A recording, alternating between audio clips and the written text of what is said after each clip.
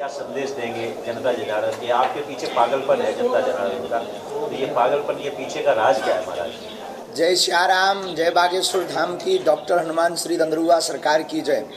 सबसे पहले तो संपूर्ण चंबल मंडल के परिक्षेत्र भिंड, दतिया, ग्वालियर, झांसी आदि आदि समूचे क्षेत्र से लोग इस पावन धरा श्री डॉक्टर हनुमान दंदरुआ सरकार के चरणों में हमेशा से जुड़े हैं और कथा में और विशेष रूप से आ रहे हैं। और श्रीमान जी, आपने कहा कि इसके पीछे क्या रहस्य है। पागलपन हमारे प्रति नहीं है, अपितु वर्तमान समय में अब ऐसी सनातन संस्कृति की जागृति आ रही है जिससे जो धर्म विरोधी लोग हैं उनके मुंह तोड़ जवाब देने के लिए सब हिंदू एक हो रहे हैं। ये उसका पागलपन है, सनातन की धारा का पागलपन है, बागेश्वर बालाजी की खुशबू, उनकी कृपा का पागलपन। महाराज, एक नाम के प्रभाव से, एक राम के नाम के प्रभाव से व्यक्ति का कल्याण हो जाता है जी। पूरे विश्व में अनेक धर्म यज्ञ हो रहे हैं, लेकिन जी। फिर भी पापाचार, अनाचार, अत्याचार क्यों महाराज? धर्म और अधर्म दोनों से हमेशा एक रहे हैं, दोनों हमेशा रहे हैं, कभी एक नहीं हो सके।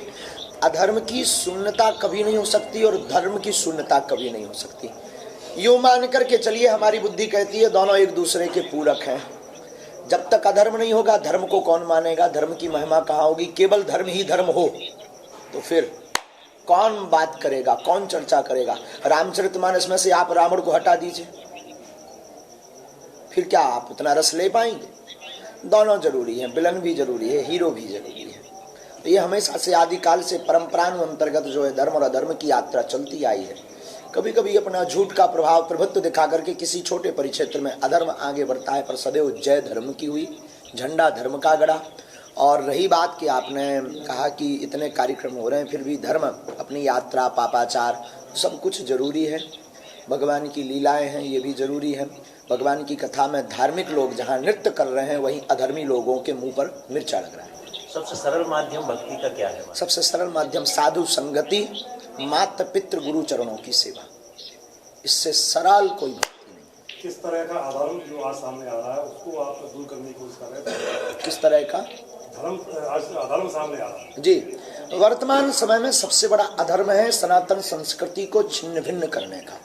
वर्तमान समय में जातिवाद की राजनीति फैला करके धर्म के ऊपर कुठाराघात करने का जो अधर्म बढ़ रहा है, इस पर हमारे भारत के संत, ऋषि, महापुरुष, बुद्धिजीवी, परबुद्धिजीवी एवं पत्रकार, मीडिया के जो भारत के चौथे स्तंभ के नारद की भूमिका निभाने वाले महापुरुष हैं, वो सब लोग अनवरत लगे हुए हैं सामाजिक समरसता, सामाजिक एकता, सनातनीय संस्कृति के प्रचार के लिए। तो वर्तमान में ये बहुत आवश्यक है और दासान दास लगभग किंचित मात्र सेवा कर रहा है। भारतीय जनता पार्टी भी इसी लाइन में चल रही है, तो क्या आपकी लाइन वही है? ये पार्टी की लाइन नहीं है, हमारी खुद की पार्टी है, बागेश्वर बालाजी की पार्टी है, जिसका नाम है हनुमान पार्टी, जिसका निशान है मुगदर। Vote for you my dear. Sir, धर्म और राजनीति, इनका समागम होना चाहिए सर। धर्म और राजनीति, धर्म से राजनीति चलती है, राजनीति से धर्म नहीं चलता है। पूर्व काल में त्रेता युग में जब राजगद्दी शून्य हो गई, दशरथ जी का शरीर पूर्ण हो गया, राम जी बन गए थे, तब उस वक्त व्यास गद्दी यानी वशिष्ठ मुनि ने ही उस गद्दी को संभाला था। तो धर्म से राजनीति चलती है, राजनीति से धर्म नहीं है। और रही बात एक की कि दोनों एक होना चाहिए, दोनों एक दूसरे के पूरक हैं, बहुत आवश्यक है। राज गद्दी पर व्यास गद्दी ही शासन करती है। जब भारत के संतों के चरणों में राजनेता जाएंगे तभी उनकी बुद्धि शुद्ध होगी।